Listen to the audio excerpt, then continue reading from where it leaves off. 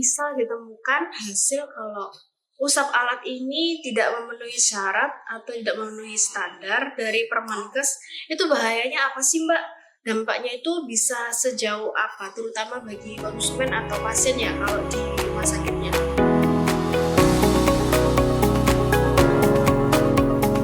Assalamualaikum warahmatullahi wabarakatuh. Om Swastiastu, Namo Buddhaya, Salam Kebajikan. Halo semuanya, welcome back to Lakom Bicara. Kembali bersama saya Fitrania Imelda sebagai host. Hari ini kita bakalan ngobrol bareng dengan narasumber yang beda dari yang lain. Jadi buat kawan Lakomo yang udah penasaran, yuk kita langsung sapa narasumber kita hari ini. Hai Kak Hana, selamat datang di Lakomo Bicara. Bisa kenalan dong Kak, biar kawan Lakomo ini tahu siapa kakak cantik yang di sebelahnya host ini. Hai kawan Lakomo, nama saya Hana Rahmananda. Saya di sini sebagai staf Laboratorium Mikrobiologi di Lapkesda Kota Mojokerto. Bisa dijelaskan lebih detail lagi Mbak Hana? Oke, saya punya riwayat pendidikan etika analis kesehatan di Poltekkes Kemenkes Surabaya di tahun 2015. Sebelum di sini saya pernah bekerja di Rumah Sakit Siloam Surabaya di tahun 2016. Kemudian di 2017 saya bekerja di Rumah Sakit HVA Tulung Rejo Pare, itu ada di Kediri. Kemudian di tahun 2018 saya sebagai tenaga honorer di Puskesmas Bluto, dan 2019 alhamdulillah diangkat CPNS di Puskesmas Bluto juga di Mojokerto.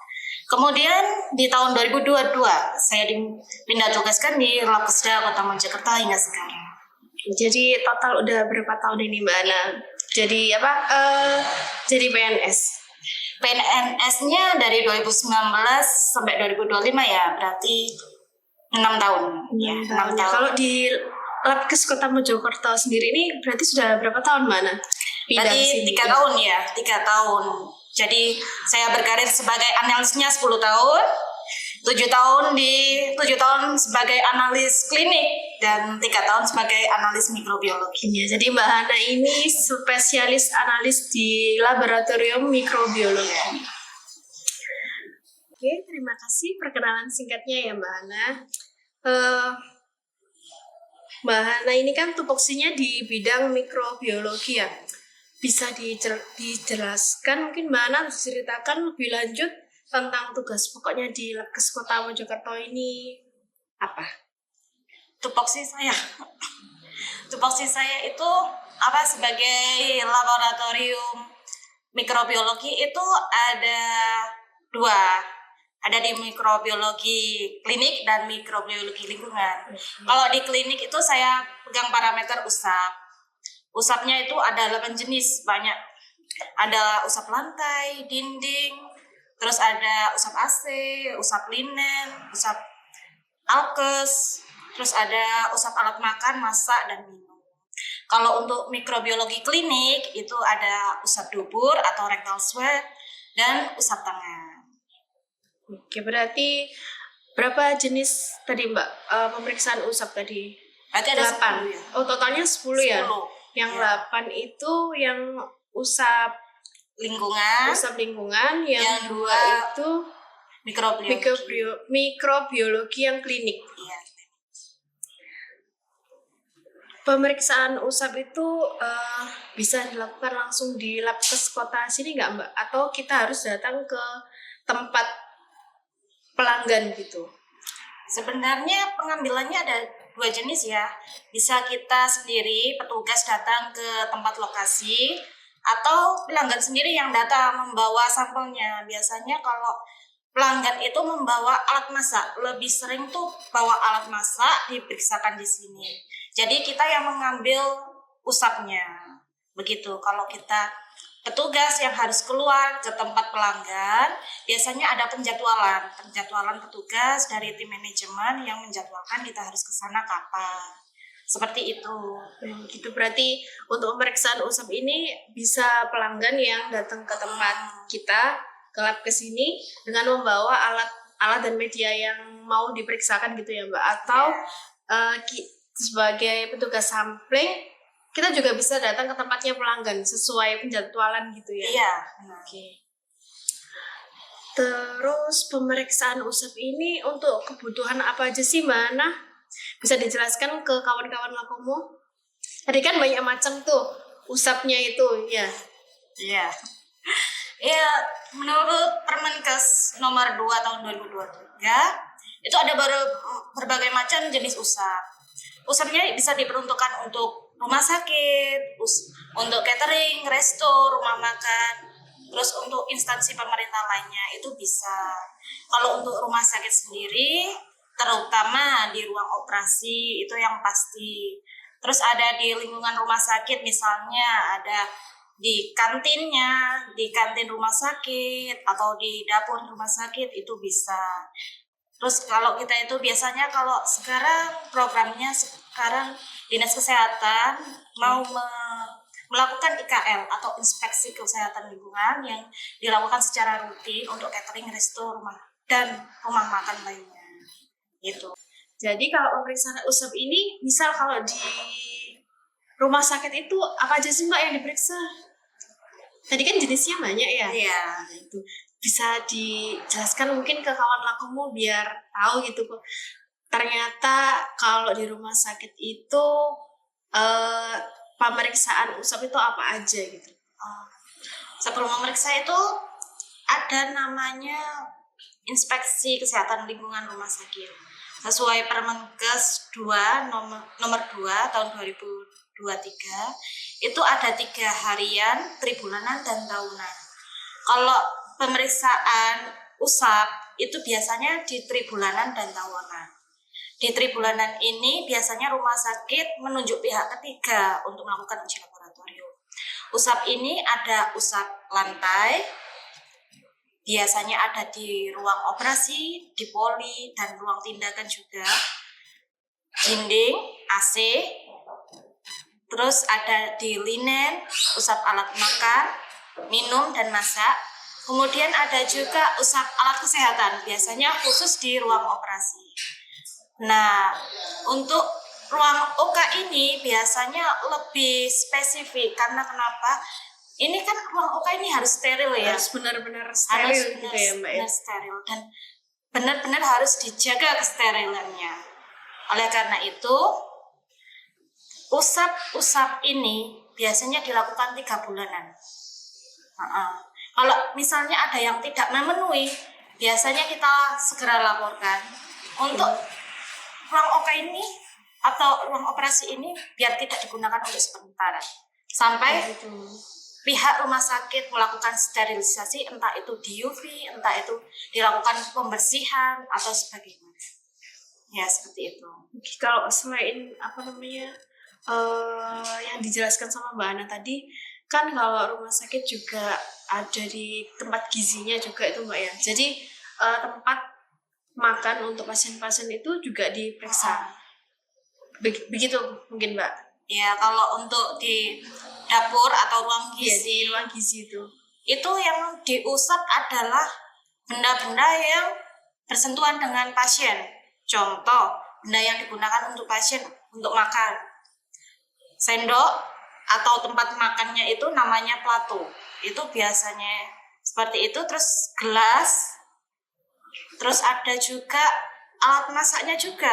Alat masaknya itu ya wajan, pisau, talenan dan sebagainya. Oh iya. Berarti kompleks ya Mbak ya. Hampir diperiksa itu selain tempat makan juga alat masaknya ya Mbak ya. Iya, soalnya jangan sampai pasien ini sakit ke rumah sakit menambah penyakit baru untuk pasien ya. Nah, iya betul sekali. Iya. Jadi pemeriksaan usap ini sangat banyak macamnya ya. Nah, yang paling menarik dijelaskan sama Mbak Hana tadi kan usap alat makan ya. Iya. Usap alat makan ini biasanya kebanyakan siapa nih Mbak yang permintaan dari pelanggan mana gitu? Paling banyak sekarang itu dari cateringnya, dari Dinas Kesehatan sendiri yang memantau langsung catering, resto, dan rumah makan. Jadi pelaku usaha gitu Mbak. Pelaku usaha UMKM. Karena sekarang kan lagi gencar-gencarnya nih. Catering ini mendaftarkan ke Dinas Perizinan untuk penerbitan SLHS. atau sertifikat layak hygiene sanitasi. Jadi sekarang saat ini para pelaku UMKM ini berbondong-bondong nih ke Lapas Kota Mojokerto untuk memeriksakan usap alatnya. Begitu. Jadi usap alat makan ini termasuk salah satu persyaratan untuk menerbitkan dari SLHS tadi ya Mbak Ana ya. Oke. Terus manfaatnya apa sih Mbak? Manfaat usap alat makan. Jadi selain, ke pelaku usahanya itu. Selain penerbitan itu sebenarnya salah satu persyaratan kan SLHS. Nah, SLHS sendiri ini punya 3 kegunaan. Yang pertama itu terjaminnya keamanan pangan. Kalau udah punya sertifikat SLHS ini, kan pasti tuh kita sebagai pelanggan itu yakin ini udah terjamin pangannya karena ini udah melalui uji laboratorium. Nah, kemudian yang kedua, pasti kalau udah punya sertifikat SLHS ini, pelanggan pasti percaya. Jadi kepercayaan pelanggan. Jadi pelanggan mau datang, mau ada permintaan produk, itu kalau punya SLHS ini. Kemudian yang ketiga, itu menambah nilai produk atau layanan. Semakin banyak pelanggan yang repeat order, itu pasti nilai produknya itu bertambah. Jadi produk yang harganya 5.000 perak jadi bisa 10.000 per produk. Jadi meningkatkan profit bagi pelaku usaha gitu ya. Terus juga sebagai konsumen itu jadi terjamin. Misal kalau kita makan ke resto dengan restonya sudah mempunyai SLHS, jadi kan merasa aman buat makan di tempat seperti itu. Dan juga dengan produk makanannya. Gitu ya Mbak Ana ya. Iya. Selain pemeriksaan yang disebutkan tadi, ada pemeriksaan rectal swab ya Mbak Ana, atau usap dubur. Oke. Nah itu ditujukan untuk para penjamah makanan. Misal kalau ada ditemukan penjamah makanan yang tidak memenuhi syarat kesehatan, prosedur apa yang dilakukan atau tindak lanjutnya itu gimana Mbak Ana? Dari hasil pemeriksaan itu tadi. Sebenarnya tiap perusahaan atau tiap instansi berbeda-beda SOP-nya ini bagaimana. Tetapi kalau menurut Permenkes nomor 2 tahun 2023, semua penjamah makanan yang tidak memenuhi persyaratan atau hasil rectal swab-nya tidak normal, itu tidak boleh menjamah makanan. Artinya biasanya pegawai tersebut dipindah tugaskan ke bagian lain sampai dia diobati sampai sembuh. Begitu. Balik lagi ke topik usap alat tadi ya Mbak Ana ya. Tadi kan kita sudah membahas soal manfaat dan kemudahan dari pemeriksaan usap ini ya. Saya jadi penasaran nih, misal ditemukan hasil kalau usap alat ini tidak memenuhi syarat atau tidak memenuhi standar dari Permenkes, itu bahayanya apa sih Mbak? Dampaknya itu bisa sejauh apa, terutama bagi konsumen atau pasien ya kalau di rumah sakit ya? Karena usap ini kan banyak macamnya tadi itu. Sebenarnya bahayanya itu secara tidak langsung ya, karena usap alat, misalnya kita usap alat makan, itu memang menyebab kalau tidak normal atau ditemukannya bakteri, itu memang salah satu penyebab penyakit pencernaan, misalnya diare. Tetapi ada faktor lain. Selain ada alat makan yang tercemar, bisa juga dari pangannya atau makanannya, atau bisa juga dari airnya, air minum atau air hygiene sanitasinya yang buruk, atau tempat pengolahannya yang tidak memenuhi standar. Jadi kalau misalnya usap alat makan tidak normal, bahayanya apa? Tidak langsung, tetapi bisa menjadi penyebab salah satu dari bahayanya penyakit pencernaan, diare, tipes, mungkin kalau ada virus itu hepatitis A, karena hepatitis A menular melalui makanan. Oke, seperti itu. Iya, hepatitis A itu kan juga bisa dari termasuk tempat makan ya, ya, selain dari makanan ya. Kalau di resto Pak biasanya atau catering gitu yang diperiksa apa aja Mbak? Kalau di resto itu ada pemeriksaan usap alat makan juga, Misalnya piring, garpu sendok, atau alat masaknya juga sama. Alat masak yang digunakan untuk membuat bahan atau membuat produknya itu biasanya kita usap. Nah, pemeriksaan ini itu dilakukan oleh petugas laboratorium bersama dengan puskesmas yang telah dijadwalkan oleh Dinas Kesehatan setempat. Seperti itu.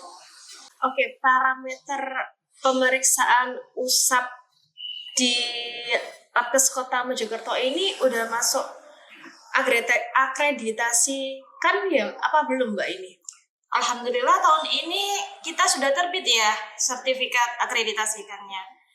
Kemarin tanggal 19 Februari kalau nggak salah di tahun ini. Jadi baru masuk di parameter yang terakreditasikan ini yang baru-baru ini tuh Mbak ya, yang baru terbitkan sertifikat. Semua mikrobiologi lingkungan sudah masuk akreditasikan semuanya di bulan April 2025 sampai April 2030. Kita masuk di akreditasikan ISO 17025 2017. Jadi udah terjamin nih hasilnya mau ke pelanggan udah pasti valid ya. Oke, jadi buat kawan lakumu atau pelaku usaha, jangan ragu untuk melakukan pemeriksaan usap di Labkes Kota Mojokerto karena sudah terjamin akreditasinya. Terus Mbak Ana, ada pengalaman menarik apa ini Mbak Ana selama menjadi analis di Laboratorium Kesehatan Kota Mojokerto? Atau misal, nih Mbak Ana kan juga jadi tim sampling juga ya. Nah, misal waktu sampling tuh punya pengalaman menarik apa gitu? Sebenarnya tiap hari adalah hari yang menarik ya Mbak ya. Tiap hari adalah hari yang menarik. Jadi selama 10 tahun berkarir di analis kesehatan, mungkin ada satu yang nggak pernah saya lupakan sampai sekarang menjadi seorang analis. Waktu itu saya di tahun berapa ya? Di tahun 2017. Saya masih bekerja di rumah sakit. Waktu itu saya sampling mengambil darah pada pasien yang udah henti nafas di ruang ICU. Pada saat itu dokter melakukan RGP dan dibantu perawat yang melakukan pernafasan buatan dengan alat. Di saat itu juga ada keluarga pasien yang sedang menangis. Jadi di saat itu tuh suasana hektik banget. Dan saya harus ngambil darah. Mungkin teman-teman yang tenaga kesehatan lain mungkin pasti ada yang mengalami hal yang sama ya.